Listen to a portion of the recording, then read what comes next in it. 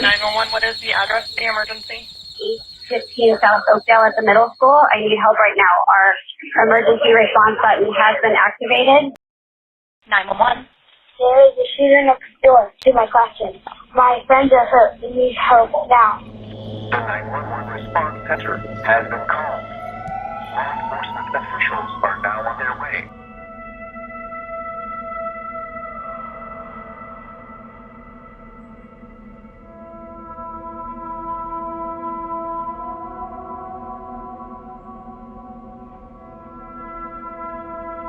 The tragedies that have led to this moment for us, we will honor all of those lives that have been lost. We can't control a lot of things, but we can control us being ready in case there's an emergency.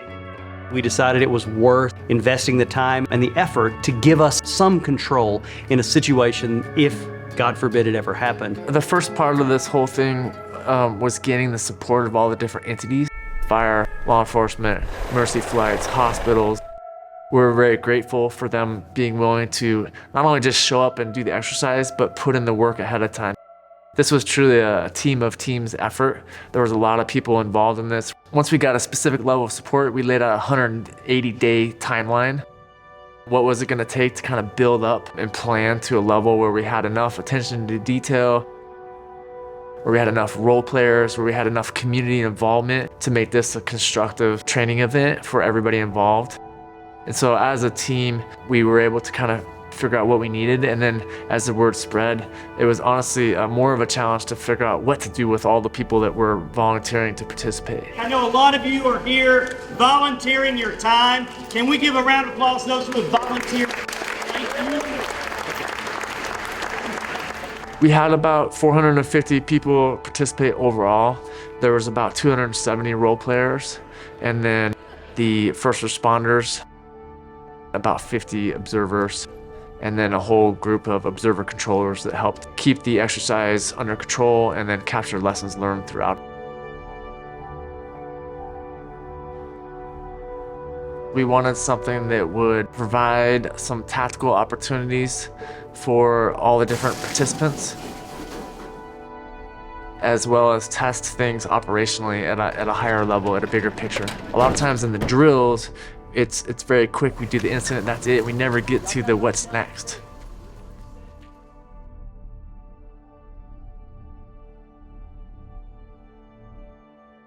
A lot of the mental gymnastics that takes place to deal with these situations doesn't get tested until you get into the what's next. We didn't want the event to be over when the first officer got on scene. You know, in our training, we get bogged down where it's kind of the initial responder ends the event. It's gonna be, you know, one officer on scene, then a couple more arrive. They respond, you know, in waves. So that's how we set them up, in a wave of response. So everyone got a piece of the training. When we think about the role players, you know, first and foremost, we wanted to not traumatize anybody in the exercise. And so we reached out to people that felt comfortable doing it. People have trauma. People have backgrounds, and we have no idea what people are walking in the door with every day. If at any point you feel uncomfortable, you tell your team lead you need to step away. And there's no shame, there's nothing wrong with that. Do that. We have people here who are happy to talk with you. We train for a thing called stress inoculation. We're trying to build up kind of a mental Rolodex in the responder's memory. So when they see something they haven't necessarily seen before, they have something they can compare it to. They know what the protocols are for treating that kind of injury, and it kind of takes the shock factor away a little bit. Once we knew we had the right people for each of those different situations, we built little cards that said, here's the different injects that we want you to do. You know, so it might be something like yell for help at a first responder. We wanted to kind of craft some of that and make it be specific. Let me in! And we also wanted to give them kind of a left and right limit of freedom to kind of play the role as they would in the event that it was happening for real. When I saw that first police car going full speed to the scene. That's when it suddenly felt very real to me. We wanted to make sure that parents and community members didn't think that this was a real event. So living in a small community, you see a bunch of police cars rushing to a scene and lights and, a Mercy Flight's helicopter, and you're gonna think there's an emergency. We also wanted to make sure that our community knows that we're doing everything that we can in order to prepare for the worst case scenario. It could be anything from a major event that happens while school's in session, like an earthquake, to the worst case scenario, an active shooter situation. School shootings are almost normalized in our country, and we just felt like we needed to do more to build some specific capabilities and some capacity to be able to respond well to the uncertainty of those type of situations.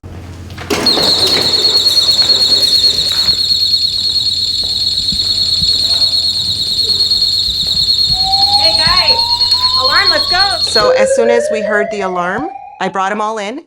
First thing we did was lock the door. And then I appointed different tasks. We had somebody call 911. Middle school, I need help right now. And give a description of what we knew at that time. Our assistant principal got on the cameras to see what was happening, if we could see of any dangers. And then our office manager sent out a mass email communication to let everybody know that an alarm went off and that they needed to check in so that we could verify that everybody was safe. When you learn about protocols, you think you're ready and you think you know what to do, but once you actually practice and it's in action, it feels totally different, and it really prepares you for a real situation. When we respond to an active threat, our biggest goal is to get into whatever location the incident unfolds and to neutralize the threat as fast as possible. Move, move, move! Push your hands, push your hands! Having law enforcement in the command post, it brought new learning for me so that I know what happens when the police come in. The school district has to have a seat at the table in a command post. It's their facility. There's assets that the school has that we learned just in our preparation for this training. The access to buses, vans, blueprints of the schools. We worked out the kinks of getting them to a command post. So getting those connections built together and training together is going to be key for us to have a successful response if something happens. We have a unified command system that exists a lot of times, as I understand it, in disasters. The school district had a presence in there as well. It's helpful to have somebody in there that knows that particular school, knows the culture and environment of that school, has access to keys, materials, access to people and email systems, phone numbers, all that kind of stuff. We work closely with our fire department. We have 4 SWAT medics that are all from Medford Fire. Once we secure the building and we believe the threat's neutralized, we really need to transition quickly and start getting those rescue task force set up so we can escort victims outside into coordinated areas where we can get them immediate transport to local medical facilities. I've been doing emergency medical care now for 25 years, and time is of the essence in a lot of things that we see. Hemorrhages, gunshot wounds, things like that. If you don't treat those quickly, the person's going to bleed out. Mercy Flights is a private, nonprofit ambulance company. They provide the emergency medical services for our area 10, 15 times a day. We're working with Mercy Flights. The inner workings between the two agencies have to go seamlessly. Otherwise, the care isn't provided properly. Without Mercy Flights, we wouldn't be able to transport these patients. We don't have the capacity. There's different types of triage systems around the country. In Medford and in Jackson County, our medical director, Dr. Bond, has adopted START triage. So you have different colors associated with the type of patient. It's kind of like a stoplight. Green, they're probably going to be okay. They're walking wounded. They can walk away to a casualty collection point on their own. Yellow, they've got a more serious injury. Maybe they need help moving, things like that, but they don't have an immediate need. If they're considered a red patient, that's, like on a stoplight, it's where you stop. You got to treat that patient right away. Otherwise, there's a high chance they're going to die. For Asante, the goals that we had were to test the current policies, plans, and procedures that we have before a real incident occurs so we know how we can improve. Having the realistic partners that we work with all the time in the exercise, we have a level of trust built up, and so we know that everyone's doing the best they can in the chaos.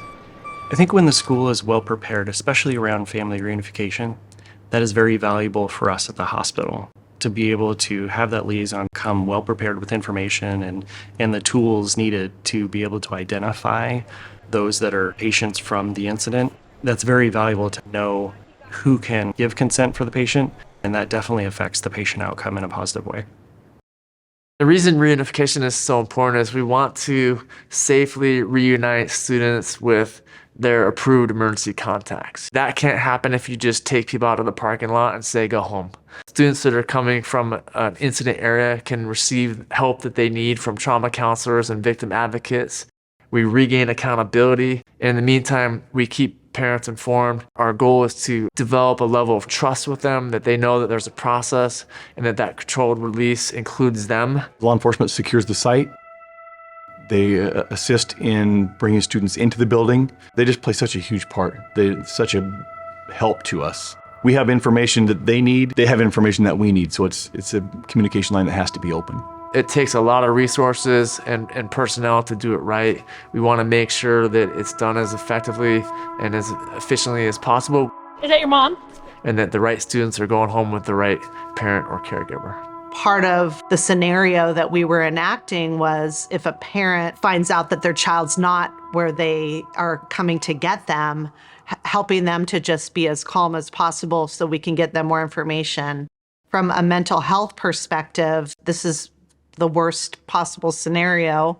And so, being able to show up and be able to be present and be able to use our skills is crucial. Communication is one of those things that has to be practiced and it has to be sustained. We can talk about it all day long, but once you get out there in the exercise and you start responding to active situations and the uncertainty and chaos that comes with it, it's difficult and it's complex. In a crisis, my job and my team's job is to make sure that parents have the information that they need. Parents deserve to be informed about their students' educational experience and about their students' safety at school. We know we can't give them everything. We don't even know everything in a rapidly evolving situation. And so during this drill, we sent out 6 notifications within about a 90-minute period. And so we got something out every 15 minutes. The feedback was that we needed to do more. One of the messages that we always send with every message is please don't come to the scene. The most helpful thing that they can do is to stay away from the location of the incident to keep the streets clear for first responders. The mock press conference was an attempt for us to practice working together, building relationships with our community partners, and working through what a press conference would look like is critical practice for us. One of the Medford Police Department school resource officers was on scene, entered the building, and engaged an armed suspect. Having multiple scenarios made it realistic. Everything that Ron put into place for this training made it feel like a real event. I think it tested our people, it tested the system, stressed our system kind of to its limit. And I think that's what we need to do. Once the exercise is complete, it's really the beginning of the feedback phase. We put a QR code in the gym. It's a way for us to capture that, kind of consolidate it and process it, synthesize it, learn from it.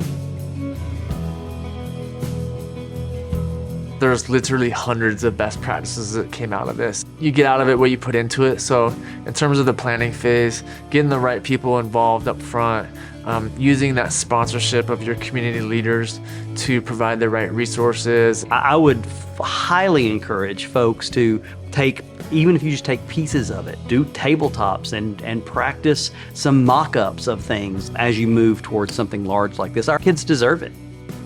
Anytime we can train with our local schools, they can see what happens in an emergency. It's important to have administrators, teachers, ancillary staff.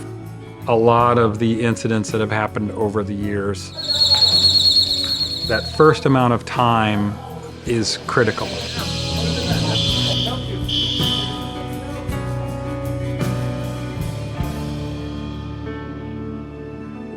We got into this business to be able to take care of kids the best that we can. And so we have to be able to think on the spot and be able to make good decisions. Who's the next student?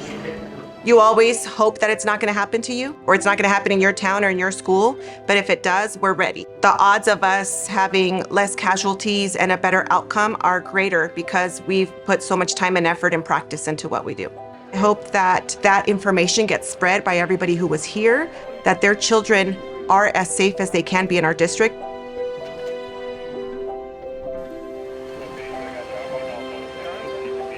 Thank you to the school district for being willing to put this on. An exercise of this magnitude with this many partners.